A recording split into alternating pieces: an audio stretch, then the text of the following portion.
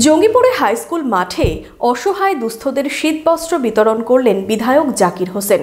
শুক্রবার বিকেলে একটি স্বেচ্ছাসেবী সংস্থার পক্ষ থেকে এই কর্মসূচির আয়োজন করা হয়।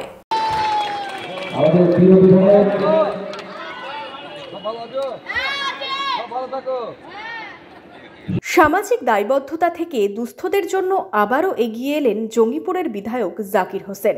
শুক্রবার বিকেলে একটি স্বেচ্ছাসেবী সংস্থার পক্ষ থেকে জঙ্গিপুর হাইস্কুল মাঠে বহু মানুষের হাতে শীতবস্ত্র তুলে দিলেন বিধায়ক। এদিন বিধায়ক ছাড়াও এই অনুষ্ঠানে সামিল ছিলেন জঙ্গিপুরের চেয়ারম্যান মফিজুল ইসলাম, বিশিষ্ট সমাজসেবী রেজাউল করিম সহ অন্যান্য বিশিষ্টজনেরা। আমরা মাননীয় মুখ্যমন্ত্রীকে স্মরণ করি।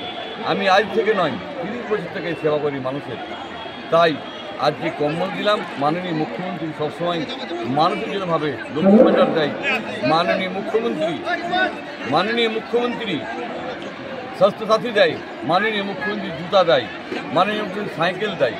আমরা যখন শীত আসে তখন আমরা কম্বল দিই, ঈদ আসে তখন আমরা শাড়ি দিই, আমরা যখন পূজা আসে তখন শাড়ি দিই। আমরা চাই গরিব মানুষরা জেনে ঠান্ডায় না মরে, গরিব মানুষরা নতুন জামা প্যান্ট পরে নিতে পারে, তার আমরা ব্যবস্থা করি।